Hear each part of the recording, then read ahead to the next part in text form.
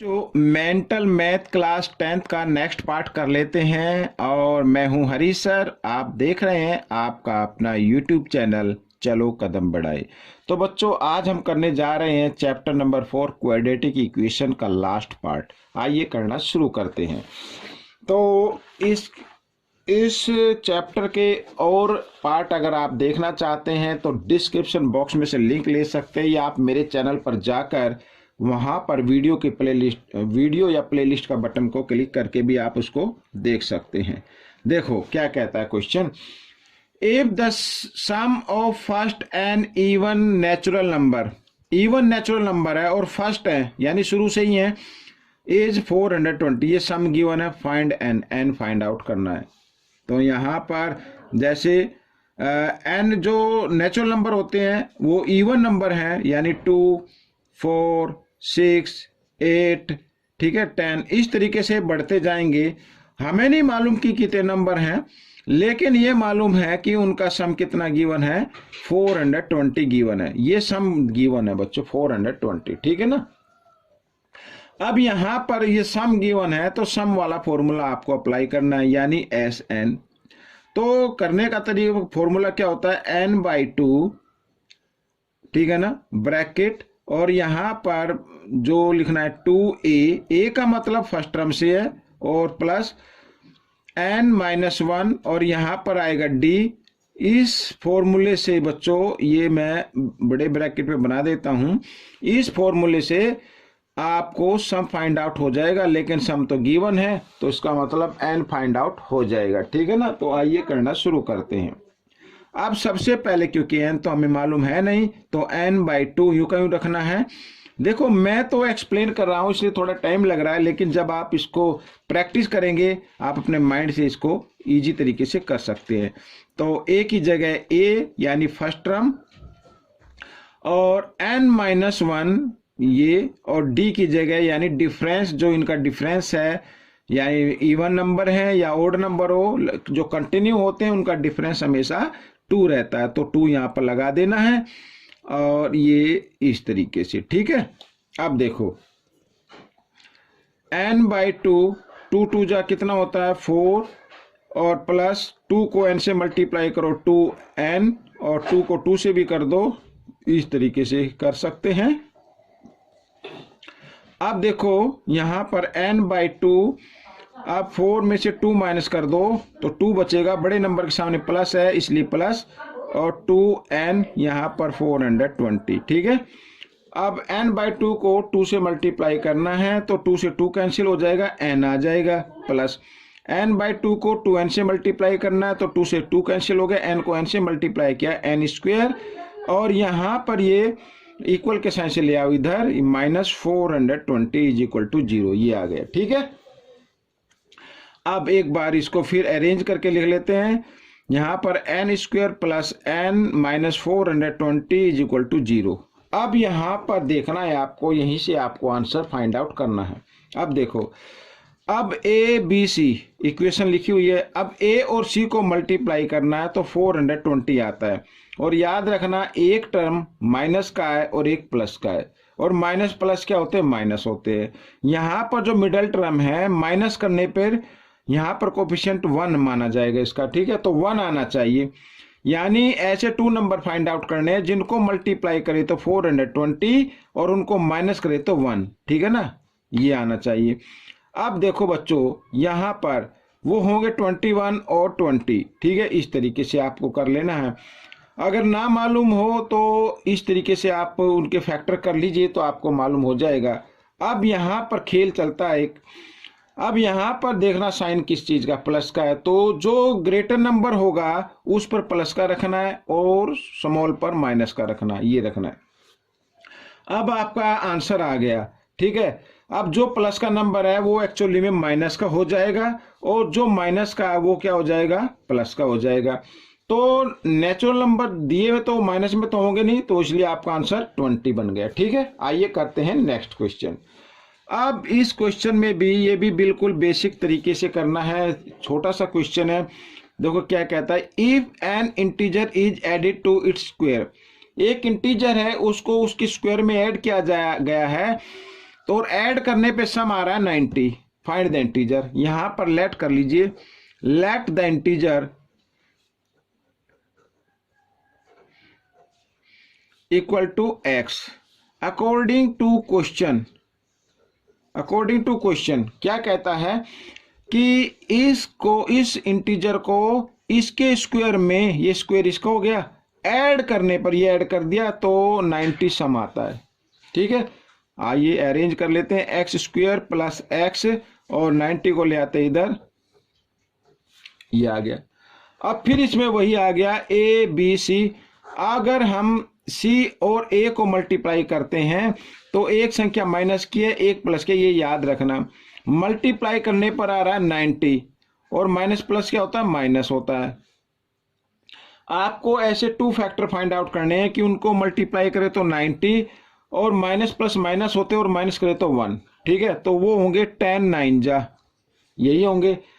अब यहाँ पर साइन देखना है, यहाँ पर जो प्लस का साइन है तो ग्रेटर नंबर पर प्लस का रखना है, स्मॉल पर माइनस का रखना है। ठीक है, अब आपका आंसर आ गया। इंटीजर आपको फाइंड आउट करने थे, तो एक्चुअली में जो प्लस का होगा नंबर वो माइनस का हो जाएगा और जो माइनस का वो प्लस का हो जाएगा। तो ये आपके इंटीजर आ गए बच्चों, ये आपका आंसर आ गया। आइए करते हैं नेक्स्ट क्वेश्चन। यहां पर क्वेश्चन नंबर 48 कर लेते हैं। क्वेश्चन नंबर 48 क्या कहता है, देखो रीड कर लेते हैं।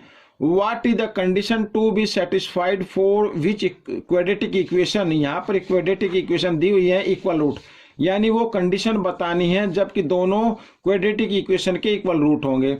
आपको क्या करना है, इक्वल रूट में फाइंड आउट करना है तो डी वाला फॉर्मूला, डिस्क्रिमिनेंट वाला फॉर्मूला, यानी बी स्क्वायर माइनस 4ac में रख देना है। ठीक है, साथ साथ मैं इधर भी इसको लिख लेता हूं, साथ साथ करते हुए चलिए, कोई दिक्कत नहीं है।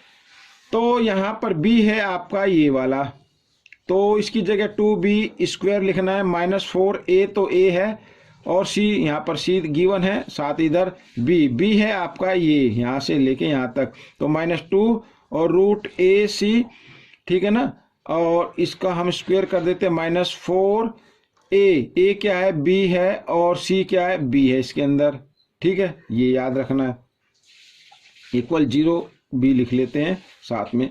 अब देखो यहाँ पर क्या करना है, 2 को 2 टाइम्स मल्टीप्लाई किया, 4b स्क्वायर और 4ac आ गया बच्चों, यहाँ पर 4ac इक्वल 0। अब क्योंकि इक्वल 0 है तो 4 दोनों तरफ 4 है तो 4 से 4 कैंसिल कर दीजिए।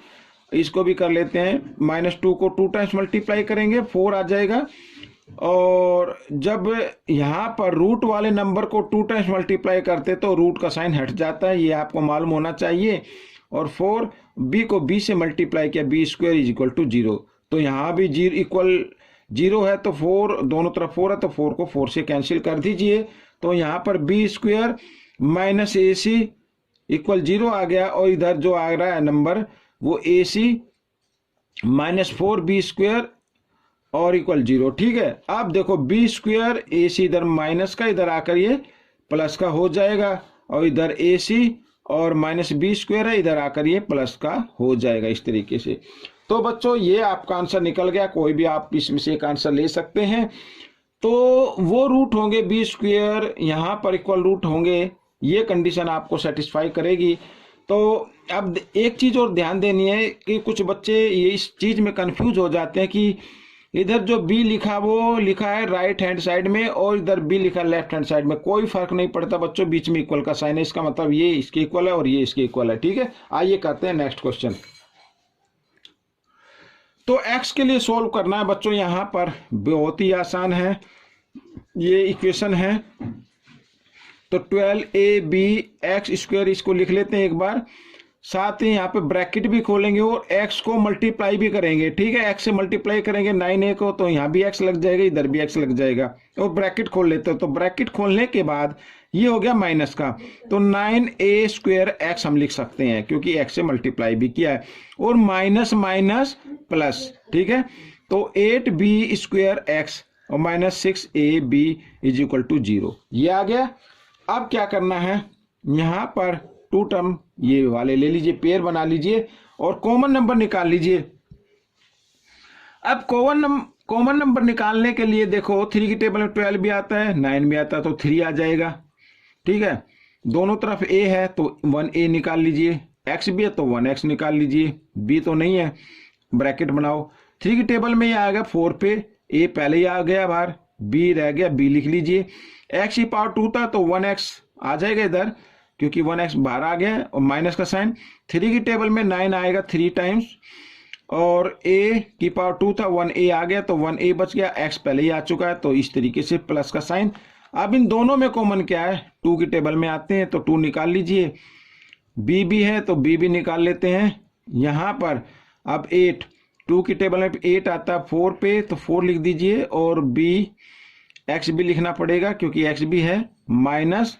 ठीक है, यहाँ पर और 2 की टेबल में आएगा 3 पे, a b लिखना पड़ेगा, b तो पहले ही आ गया बाहर, ये आ गया। ठीक है, अब क्या करना, दोनों ब्रैकेट में से एक ब्रैकेट को लिखना है, 4bx माइनस 3a, और एक जो ब्रैकेट से बाहर है उसको लिख लीजिए 3ax प्लस 2b, और यहाँ पर है इक्वल 0। ठीक है, अब x की वैल्यू निकालनी है आपको। अब माइनस 3a है, इधर आकर ये प्लस 3a हो जाएगा। ठीक है, और x के साथ 4b मल्टीप्लाई की फॉर्म में, इधर आकर ये डिवाइड की फॉर्म में आ जाएगा। एक तो ये आ गया आंसर आपका। दूसरा, यहाँ पर ये प्लस 2b है, इक्वल के साइन से इधर आकर माइनस 2b हो जाएगा, और 3a मल्टीप्लाई की फॉर्म में, इधर आकर ये डिवाइड की फॉर्म में हो जाएगा। तो बच्चों ये आपका आंसर निकल गया। आइए करते हैं क्वेश्चन नंबर 50, लास्ट क्वेश्चन है, ये भी छोटा सा क्वेश्चन है। कैसे करना है देखो क्या कहता है।